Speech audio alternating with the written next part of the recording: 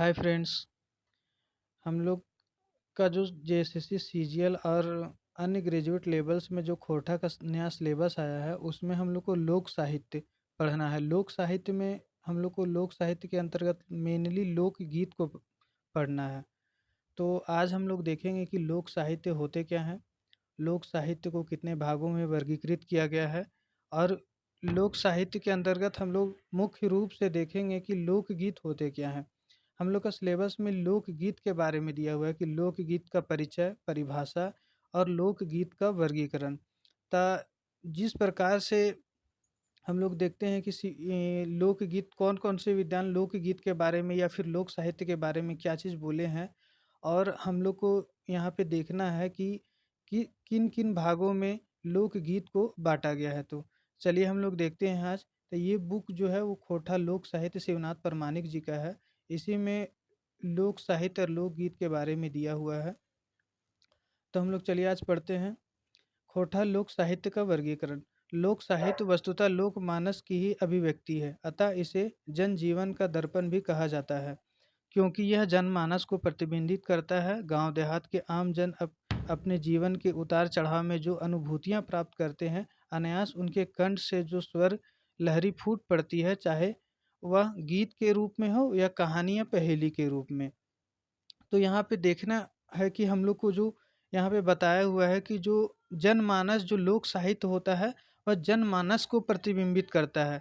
यानी कि जनमानस के बारे में बताता है कि मनुष्य किस प्रकार रहते हैं, किस प्रकार खाते हैं, उस चीज़ के बारे में बताया गया है।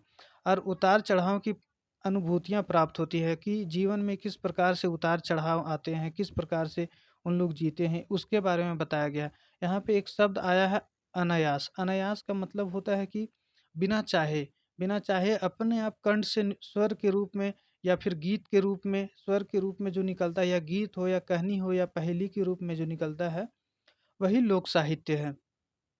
और लोक साहित्य के वर्गीकरण यहाँ पे निम्नलिखित भागों में लोक साहित्य को बांटा गया है, जिसमें पहला है लोकगीत, दूसरा है लोक कथा, तीसरा है प्रकीर्णन साहित्य, चौथा है लोक गाथा, पांचवा है लोक नाट्य।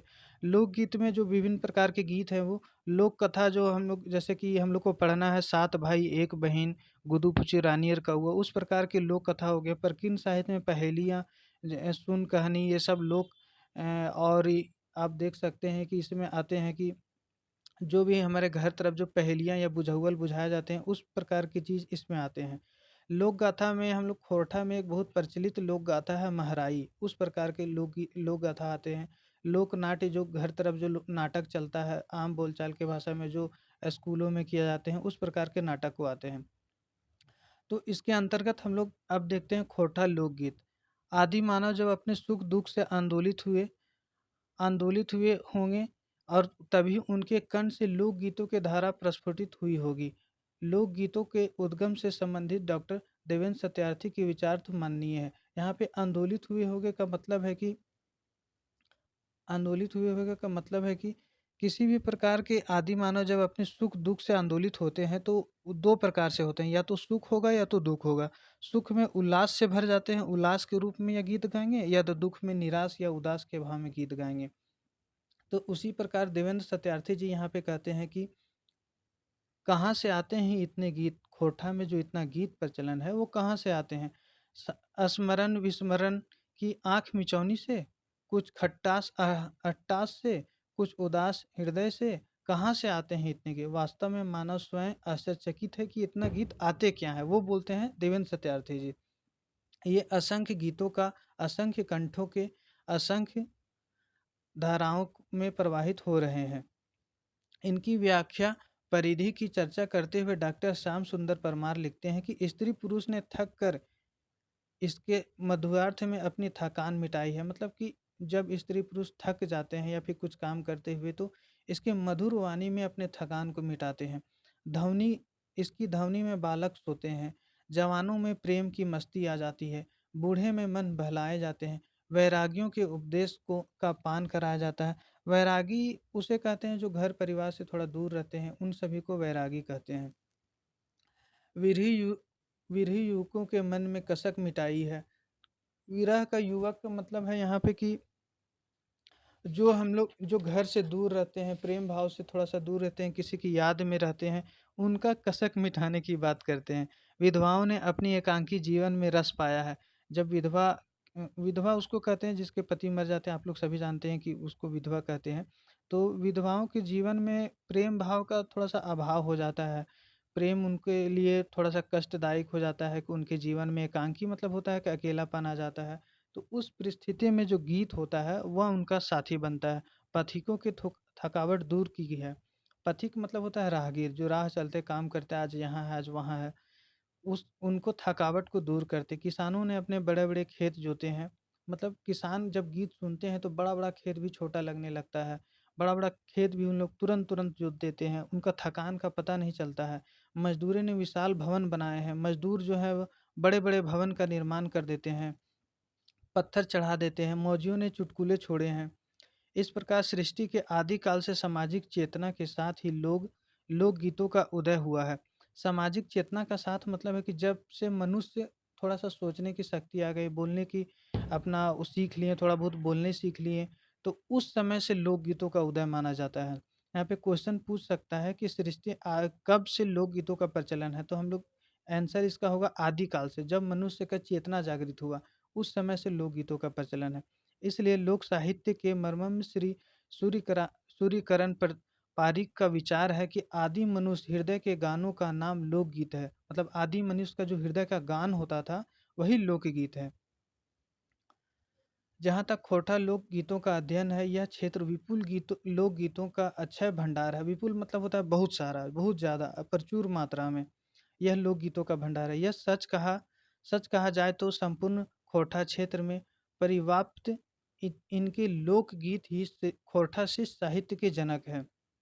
मतलब यहाँ पे कहा गया जा रहा है कि जो लोकगीत है, वो जो लोकगीत है, वो लोकगीत है वो खोरठा शिष्ट साहित्य के जनक है। शिष्ट साहित्य मतलब कि लोकगीत के बारे में, लोकगीत के बाद शिष्ट साहित्य का जन्म माना जाता है, क्योंकि जो आदि मानव हम लोग पहले ही पढ़े कि आदि मानव जब से जन्म लिए, जब से चेतना प्राप्त किए, तब से लोकगीत का प्रचलन है।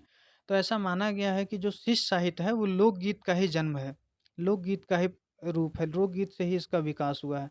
प्रकृति के उन्मुक्त प्रांगण में अर्नाच्छादित कर्मभूमि के बीच प्राप्य क्षेत्र की गोद में कलकल निनादित नदियों, झरनों, सरिताओं की असंख्य धाराओं के साथ इनके लोकगीत गली मोहल्लों, चौपालों, अखराओं, ग्रामीण हाटों, मेलों, खेत खलिहानों में आज भी गुंजारित हो रहे हैं। मतलब ये बता रहे हैं कि लोकगीत जो है वो कलकल जो नदियाँ हैं या यानी सरिताएँ हैं या झरना है, उनसे चौपालों, अखराओं में, ग्रामीण हाट मेलों में सभी जगह पे हम लोग को देखने को मिलता है कि लोकगीत है। धनबाद से प्रकाशित दैनिक आवाज़ के संपादक, यहाँ पे क्वेश्चन पूछ सकता है कि दैनिक आवाज़ के संपादक कौन थे? तो स्वर्गीय ब्रह्मदेव सिंह शर्मा के शब्दों में, तो इसके संपादक कौन थे? ब्रह्मदेव सिंह शर्मा।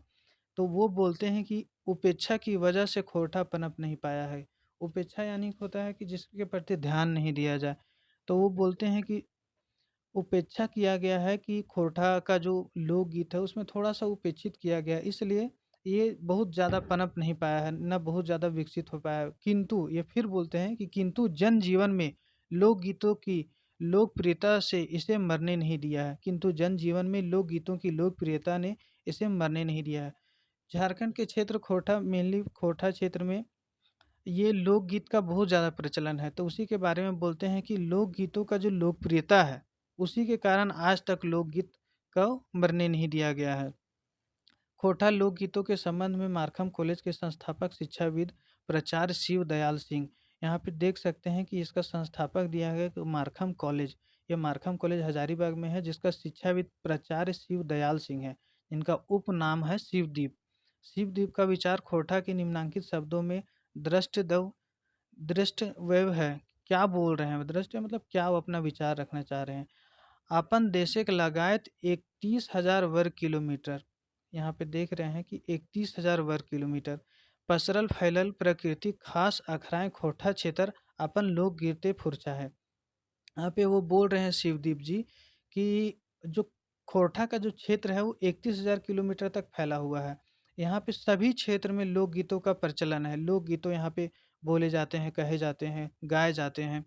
खोरठा के लोकगीतों की खोरठा से क्षेत्र की पहचान होती है। ये बोलते हैं कि खोरठा के लोकगीत ही है जो खोरठा क्षेत्र की पहचान करवाते हैं। इनके लोकगीत खोरठा क्षेत्र की संस्कृति के संवाहक हैं। आगे श्री शिवदीप सिंह पुनः बोलते हैं कि कहते हैं कि खोरठा लोकगीत संसारिक भाषा प्रेमी और बुजुर्ग सबके अपन बाट टाने ले और भाव रूप अर्थ से परिचय पावे ले विजय कराए रहल है। मतलब बोलता है कि जो खोरठा लोकगीत है वो अपने आप आकर्षित करता है, टाने ले अपने आप आकर्षित कर रहा है, अपने भाव अपने अर्थ में सबको लिए जा रहा है और उनको विजय भी करवा रहा है। तो फिर हम लोग देखते हैं आगे कि गिरिडीह जिला के सीमांत क्षेत्र संकरी नदी के किनारे खरगा पहाड़ की गोद में बसी। ये बोलते हैं कि गिरिडीह जिला है, वहाँ पे गिरिडीह जिला के सीमांत क्षेत्र मतलब सीमावर्ती क्षेत्र में संकरी नदी के किनारे एक पहाड़ है जिसका नाम है खरगा पहाड़। खरगा पहाड़ की गोद में बसी आबादी में हमें खोरठा के आश्चर्यचकित करने वाले लोकगीत मिलते हैं। ऐसा माना जाता है कि खोरठा का जो खोरठा जो बोला जाता है वो गिरिडीह के पारसनाथ पहाड़ मतलब पहाड़ के नीचे नीचे क्षेत्र में बोला जाता है। तो यहीं पे शिवदीप जी बोलते हैं कि हमको ऐसा आश्चर्यचकित करने वाला लोकगीत मिला है कि यहाँ उषा काल से रात्रि के प्रथम पहर तक, उषा काल यानी कि सुबह से लेकर रात्रि पहर तक दैनिक जीवन के लोकगीत सुनने को मिलते हैं हमें। इसी क्षेत्र के लोकगीत के रसिक वयोवृद्ध श्री बहादुर पांडे झिंगफुलिया मतलब बोलते हैं कि इसी क्षेत्र के एगो महान व्यक्ति हैं, रसिक हैं। रसिक यानी कि जो गीत गाते हैं, बजाते हैं, जो गीत गाने बजाने में प्रचलन मतलब बहुत ज़्यादा विद्वान है, गाते हैं, उस प्रकार के व्यक्ति को रसिक बोलते हैं। वो रसिक श्री बहादुर पांडे झिंगफुलिया ने अनेक खोरठा लोकगीत मुझे सुनाया।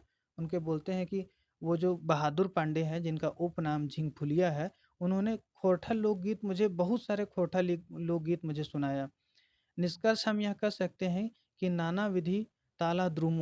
लता द्रुमों नाना विधि लता द्रुमों से परिपूर्ण हरित वनान वनान प्रांतर के मध्य पर्वत श्रृंखलाओं पर सरिताओं के वातावरण में अनेक भू हृदय स्थली से निरस्तर। तो ये बोलते हैं कि सरिताओं के वातावरण में अनेक भू हृदय स्थली के निरस्त्रित सदा सलीला कलकल निनादित सरिताओं और निर्झरों की खोरठा क्षेत्र के निवासियों के जीवन में गीत संगीत और नृत्य को जन्म दिया है। मतलब यहाँ पे ये सीधा सीधी इतना दूर में बोलना चाहते हैं कि जो खोरठा लोक गीत है वो प्रकृति से जन्म हुआ है। इनका जो सरिता है यानी कि जो नदियाँ हैं, जो झरने हैं, जो यहाँ पे निवास करने वाले जनजीवन है, यानी फिर जो हृदय भूस्थली की जानी यानी कि सबसे पहले जो यहाँ पे वन क्षेत्र है, वनों से निकलने वाली जो ध्वनियाँ हैं, उन सभी चीज़ों से खोरठा लोकगीतों का जन्म हुआ है। इसके बाद हम लोग देखते हैं कि खोरठा लोकगीतों की प्रमुख विशेषताएँ, क्या-क्या खोरठा लोकगीत का विशेषता है। ये खोरठांचल की मौखिक, अलिखित और पारंपरिक सांस्कृतिक निधियाँ हैं। यानी कि ये मौखिक रूप में है, लिखित है, अलिखित है यानी कि लिखित रूप में नहीं है। परंपरा से चलती आई एक निधि है, यानी कि कुंजी है हम लोग के रूप में कि मौखिक है, परंपरा से एक पीढ़ी से दो पीढ़ी तक चलते आया है। दूसरा बोलते हैं कुछ एक छोड़कर अधिकांश इनके रचनाकार अज्ञात है। ये बोल रहे हैं कि कुछ को छोड़कर यानी कि मतलब 2-4 कविता या 10-20 लोकगीत हैं, उनको छोड़कर अधिकांश का जो लोकगीतों का रचनाकार है वो अज्ञात है, जिनके बारे में हमको पता नहीं है। क्षेत्रानुसार खोरठा की बोलियों के उच्चारण स्वरूप कुछ शब्दों या पंक्तियों में स्थानागत विभिन्नता विद्यमान है। मतलब ये बोल रहे हैं कि खोरठा क्षेत्र में कुछ कुछ ऐसे शब्द हैं जिनकी विभिन्नता है। खोरठा का जो क्षेत्र होता है यानी कि जो मान लीजिए हजारीबाग क्षेत्र, गिरिडीह क्षेत्र, तो ये सभी में थोड़ा थोड़ा शब्द का जो है ना अंतर पाया जाता है। उसके बाद अगला बोलते हैं खोरठा लोकगीतों में अश्लीलता का अभाव है। अश्लीलता का मतलब इसमें अश्लीलता नहीं पाया जाता है। सादगी एवं भावपूर्ण रूप से जो गीत है वो इसमें विद्यमान है। इनमें जातियों को बढ़ावा ना देकर मानवता का स्पष्ट रूप परिलक्षित होता है। देख रहे हैं कितना बड़ी बात है कि इसमें जो जाति को बढ़ावा नहीं दिया गया है, सिर्फ मानवता पे बल दिया गया है कि मानव का विकास कैसे हुआ, मानव अपना काम कैसे करते हैं, प्रेम भाव दिखाते हैं, वो सब के बारे में बताया गया है। प्रकृति के विभिन्न रूपों की झलकियाँ मिलती है। इसमें प्रकृति का जो विभिन्न रूप है, या झरना है या फिर नदी है या फिर वन है, उन सभी रूपों की हमको चर्चा मिलता है। भाई बहन के और स्त्री और पुरुष के असीम प्यार मिलता है। जैसे भाई बहन का प्रेम करम गीत हो गया, असीम पुरुष स्त्री का जो होता है श्रृंगार रस भाव का जो गीत होता है, उस प्रकार के गीत भी हम लोग को देखने मिलते हैं। गीतों में संगीत और गेयता उपलब्ध होते हैं, मतलब गीत में संगीत भी ऐड होता है और गेयता मतलब गीत को गाने वाला भी उपलब्ध होता है। गीतों में कृत्रिम ना होकर सरलता प्राप्त है, मतलब जानबूझकर इसे गढ़ा नहीं गया है, इसे सरल भाव से रूप में अपने आप अपरूपी अनायास, जिसे हम लोग पहले देखे हैं, अनायास रूप में ये विकसित हुआ है। इनमें क्षेत्र और सीमा का बंधन नहीं है, इसमें कोई क्षेत्र सीमा नहीं है, हर क्षेत्र खोटा के हर क्षेत्र में लोकगीतों का प्रचलन है। छठी और विवाह संस्कार की कुछ लोकगीतों को छोड़कर इनके साथ वाद्य यंत्र बजाए जाते हैं, मतलब जो छठियारी और विवाह का जो गीत होता है, उन कुछ कुछ लोकगीत विवाह में भी वाद्य यंत्र बजाए जाते हैं, लेकिन कुछ कुछ को छोड़कर, जैसे कि विवाह संस्कार में मेन जो है, वो हम लोग देखते हैं जब विदाईगिरी में जो होता है तो उसका कोई गीत भी नहीं होता है अक्सर, तो उसमें भी वाद्य यंत्र का प्रयोग नहीं होता है। ये व्याकरण और भाषा विज्ञान के नियमों से परे है, इसमें कोई किसी प्रकार का व्याकरण का नियम है, कोई भाषा का इसमें नहीं देखा गया है, किसी प्रकार का नियम नहीं गया है कि यहीं यहाँ पे ही लगेगा, कि हमको यहाँ पे ही रखना है, कि ये आया है शब्द उसके बाद ही हम लोग को ये शब्द का प्रयोग करना है। खोटा के लोकगीत अनेक पर्व त्योहारों में समाहित हैं। जहाँ हम लोग देखते हैं करम पर्व, सरहुल पर्व, सब जितने प्रकार के भी पर्व देखते हैं हम लोग, हर पर्व में गीत है। दुर्गा पूजा में गीत है, होली में गीत है, हर पर्व में गीत है। खोटा के लोक गीतों में श्रम की महानता विशिष्ट है। श्रम की महानता में अधिकतर हम लोग गीत देखते हैं कि किसान लोग का जो गीत आता है, श्रमिक का जो गीत आता है, वही गीत इसमें है। खोटा के लोकगीतों को करुण रस में भी आनंद समाहित है। करुण रस यानी कि मतलब है कि जो विपदा के समय, या फिर बोल सकते हैं कि उदासी के भी समय जो गीत गाया जाता है, उसमें भी आनंद समाहित, उसका भी आनंद लिया जाता है। उसके बाद हम लोग देखते हैं कि खोटा लोकगीतों का वर्गीकरण। खोटा लोकगीतों को कितने भागों में बांटा गया है। खोटा लोकगीतों के हम निम्नलिखित वर्गों में विभक्त कर सकते हैं। ये जो वर्गीकरण है, इसमें ध्यान देने वाली बात है कि ये जो वर्गीकरण है शिवनाथ प्रामाणिक जी के आधार पे है। शिवनाथ प्रामाणिक जी के आधार पे बोलेंगे कि कितने वर्गों में बांटा गया है, तो 7 वर्गों में। कौन कौन? संस्कार संबंधी, ऋतु मौसम संबंधी, प्रकृति संबंधी, पर्व त्योहार संबंधी, और श्रम संबंधी, सहियारी संबंधी और विविधता संबंधी। तो ये हम लोग को लोकगीतों का वर्गीकरण देखते हैं कि इतने भागों में हम लोग को लोकगीतों का वर्गीकरण कौन बताएं? शिवनाथ प्रामाणिक जी बताए हैं। यही यही यही जो सिलेबस में दिया हुआ है कि संस्कार, ऋतु, यही सब गीत के बारे में हम लोग को 2-4 गीत के बारे में पढ़ना है। इसके बाद हम लोग देखते हैं हमारे भारत देश की विभिन्न क्षेत्रों और प्रांतों में मानव जीवन से संबंधित विभिन्न संस्कार की मान्यता है। हम लोग देखते हैं कि जो हमारा भारत है, मेनली हम लोग झारखंड की बात करते हैं, झारखंड में भी विभिन्न संस्कार हैं, जिसमें से हम लोग मानते हैं कि जन्म संस्कार, विवाह संस्कार और श्राद्ध संस्कार। तो यही संस्कार इनकी पहचान है। लोक संस्कार की जनित मानव ही आगे चलकर सुसंस्कृत होता है। फलस्वरूप संस्कार की विशेषता महत्ता है। हमारे खोटा क्षेत्र में प्रमुख रूप से 3 संस्कार हैं। छठी संस्कार, विवाह संस्कार और श्राद्ध संस्कार, जो हम लोग पहले देखे। इनमें से श्राद्ध संस्कार को छोड़कर, इनमें से जो श्राद्ध संस्कार है उसको छोड़कर शेष छठी और विवाह संस्कार संबंधी लोकगीत असंख्य है। श्राद्ध संस्कार में कोई लोकगीत नहीं गाया जाता है, जो वहाँ रोने धोने का ही होता है, उसमें कोई किसी प्रकार का लोकगीत नहीं होता है। उसको छोड़ करके जो विवाह होता है और जो छठी का, उस सभी का लोकगीत असंख्य, मतलब कि बहुत सारा प्रचुर मात्रा में पाए जाते हैं। चलिए फ्रेंड्स, धन्यवाद। आगे हम लोग देखेंगे कि ये जो हम लोग वर्गीकरण किए हैं संस्कार संबंधी, ऋतु संबंधी, प्रकृति, पर्व त्योहार संबंधी, तो सिलेबस में जो जो हम लोग का गीत पढ़ना है, उस गीत के बारे में 2-4 गीत के बारे में हम लोग पढ़ेंगे। ठीक है, धन्यवाद। Thank you for watching.